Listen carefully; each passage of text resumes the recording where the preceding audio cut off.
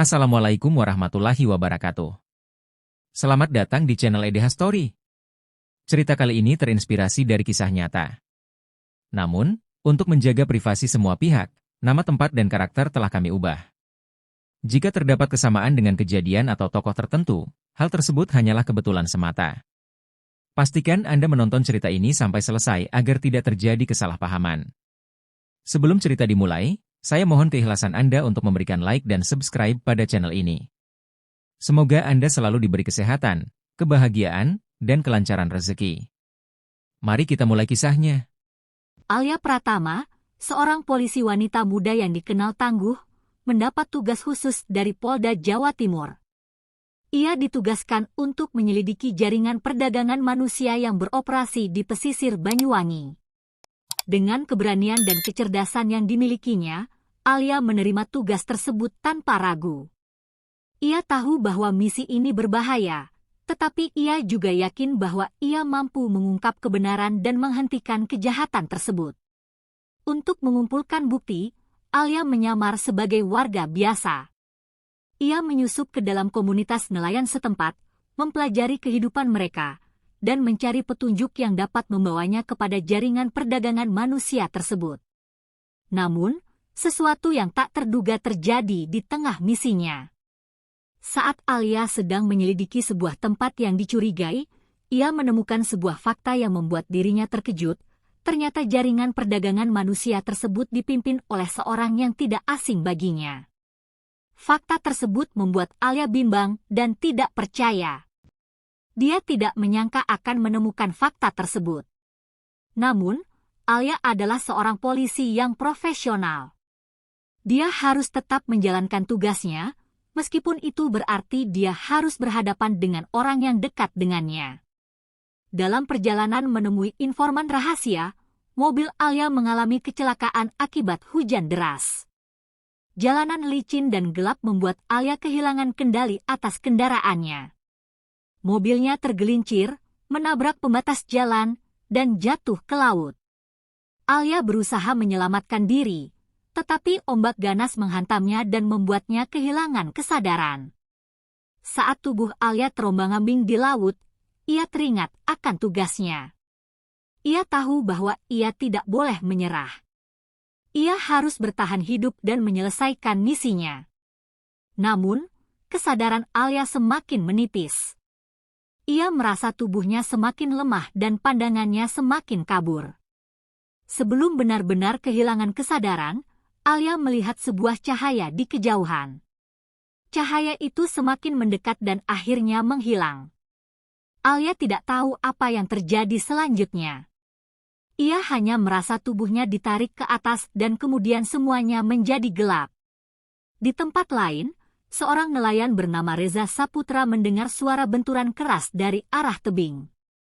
Ia segera bergegas ke pantai untuk mencari tahu apa yang terjadi. Saat tiba di pantai, ia melihat seorang wanita terombang-ambing di laut.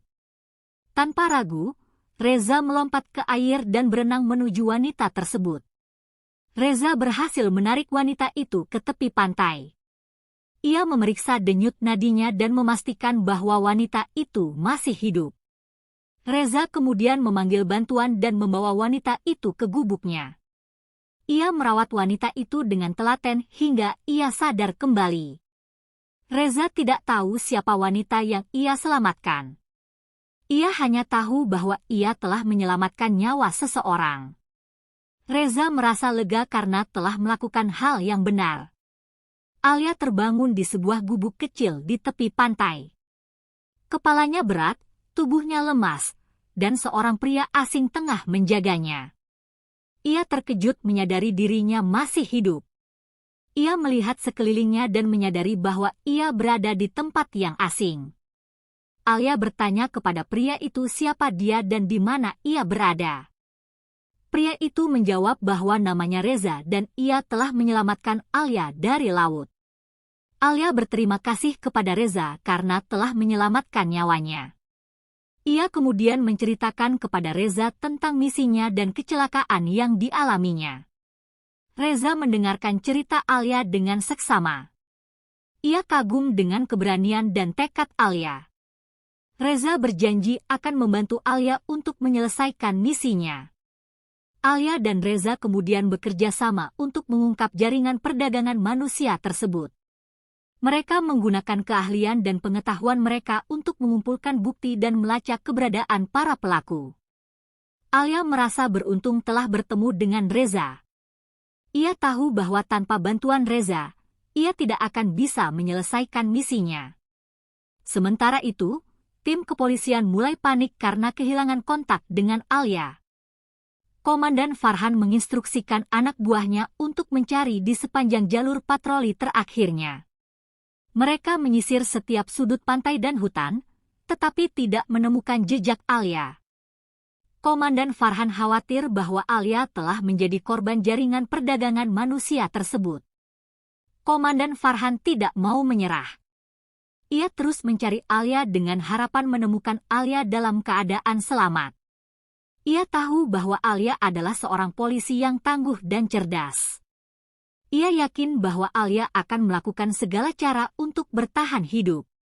Tim kepolisian terus mencari Alia hingga berhari-hari. Mereka tidak menemukan jejak Alia, tetapi mereka menemukan beberapa petunjuk yang mengarah ke jaringan perdagangan manusia tersebut. Komandan Farhan memutuskan untuk mengikuti petunjuk tersebut dengan harapan dapat menemukan Alia dan menghentikan jaringan perdagangan manusia tersebut. Alia mulai pulih, meski kakinya masih terasa nyeri. Reza merawatnya dengan sabar, mengompres luka dan memberinya obat-obatan tradisional. Namun, Alia tidak bisa tinggal lama. Ia harus kembali untuk menyelesaikan misinya. Setiap hari, ia menatap laut, berharap ada perahu yang lewat atau sinyal telepon yang muncul. Namun, tanpa sarana komunikasi, ia terisolasi di desa kecil yang tersembunyi. Reza, dengan segala keterbatasannya, berusaha menghibur Alia. Ia menceritakan kisah-kisah tentang laut, tentang ikan-ikan yang beraneka warna, dan tentang kehidupan para nelayan. Ia menunjukkan pada Alia bagaimana cara menjaring ikan, memperbaiki jala, dan membaca arah angin. Alia belajar banyak dari Reza, bukan hanya tentang laut, tetapi juga tentang ketabahan dan kesederhanaan hidup. Di tengah keterbatasan itu, Alia menemukan kekuatan baru dalam dirinya. Ia belajar untuk bersabar, untuk menghargai setiap momen, dan untuk tidak pernah menyerah. Ia tahu, suatu hari nanti, ia akan kembali ke dunia luar, dan ia akan menyelesaikan misinya. Suatu hari, seorang pria mencurigakan bernama Malik datang ke gubuk Reza. Ia datang dengan beberapa orang, bersikap ramah namun matanya memancarkan aura yang tidak bersahabat. Ia tampak tidak senang melihat kehadiran Alia di desa. Malik bertanya pada Reza tentang Alia, dan Reza menjawab seadanya, mengatakan bahwa Alia adalah seorang wisatawan yang terluka dan sedang dalam masa pemulihan. Sikap Malik membuat Alia merasa tidak nyaman. Ia merasakan ada sesuatu yang disembunyikan Malik, seakan dirinya dalam bahaya. Instingnya sebagai seorang polisi bergetar. Alia mulai mengamati gerak-gerik Malik dan orang-orangnya. Ia mencatat setiap detail, setiap kata, setiap tatapan. Ia tahu, ia harus berhati-hati. Reza juga merasakan ketegangan yang sama. Ia tahu Malik adalah orang yang berpengaruh di desa itu, dan ia memiliki hubungan yang tidak jelas dengan jaringan perdagangan manusia yang sedang diselidiki Alia. Reza khawatir, kehadiran Alia di gubuknya akan membawa masalah bagi mereka berdua. Tim kepolisian akhirnya mendapat informasi dari warga di desa tetangga bahwa ada seorang wanita asing yang terluka dan dirawat oleh seorang nelayan di desa terpencil. Komandan Farhan segera mengirim tim ke sana. Mereka bergerak cepat, menyusuri jalan setapak dan hutan bakau, berpacu dengan waktu.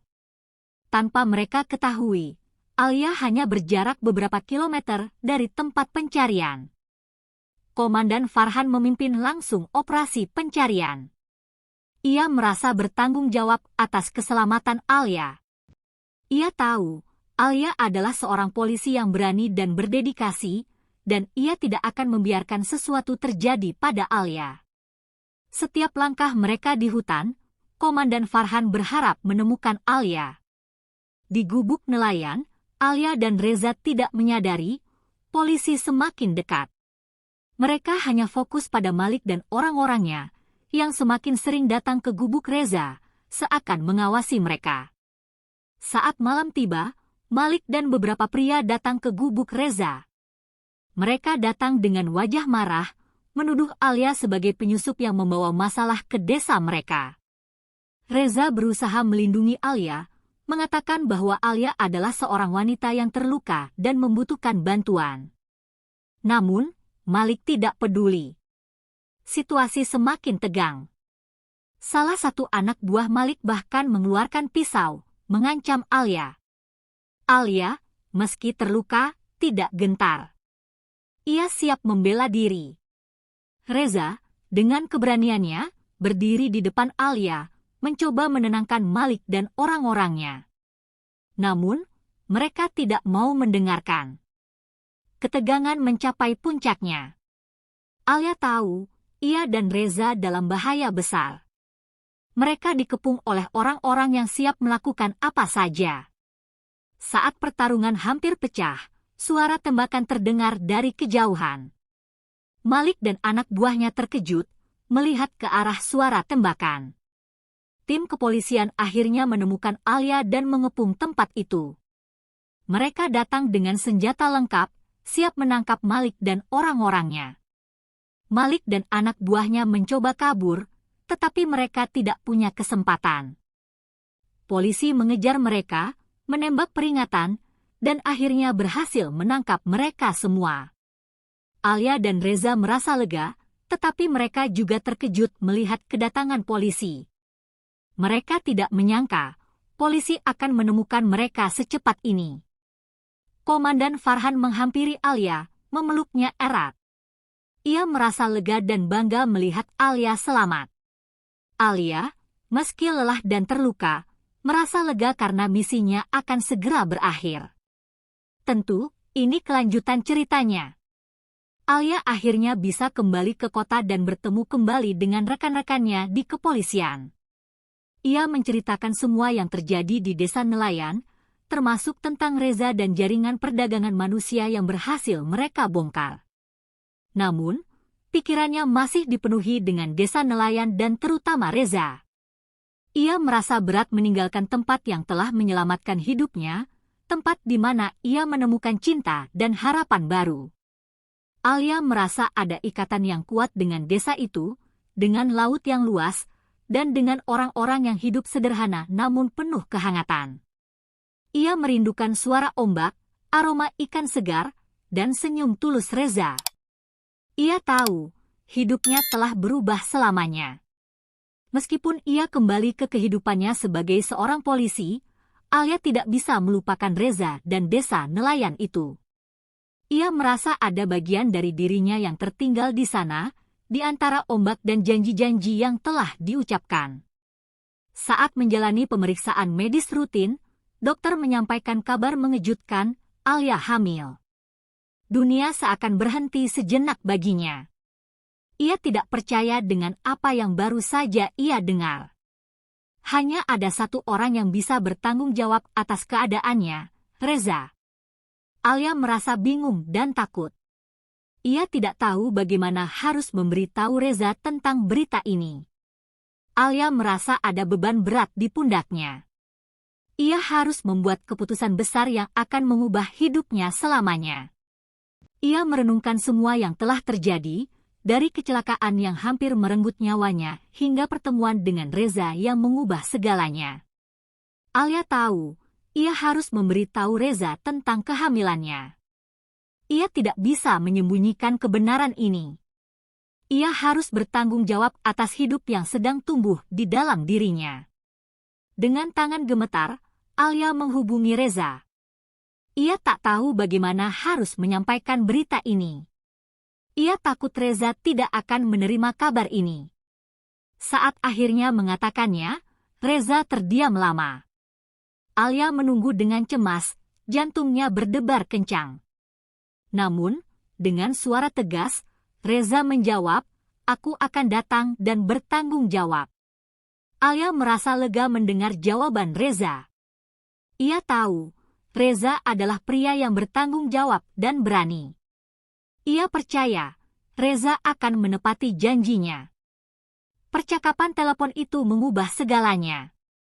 Alia merasa ada harapan baru dalam hidupnya. Ia tahu, ia tidak sendiri. Ada Reza yang akan selalu ada di sisinya.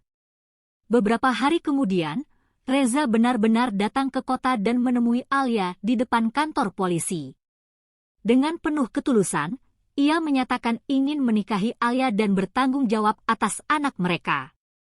Alia tersentuh dengan ketulusan dan keberanian Reza.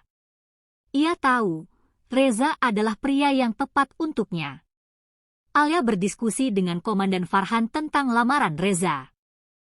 Komandan Farhan, yang telah menganggap Alia seperti putrinya sendiri, memberikan restunya.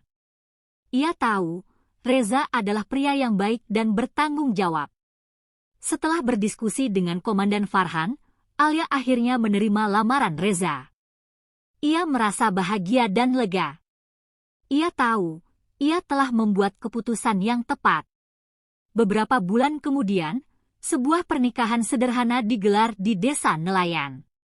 Alia memutuskan untuk mengambil cuti dari kepolisian dan memulai hidup baru bersama Reza.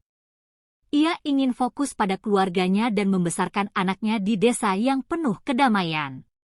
Saat berdiri di tepi pantai, mengelus perutnya yang membesar, Alia berbisik, "Kita akan menjadi keluarga yang bahagia, kan?"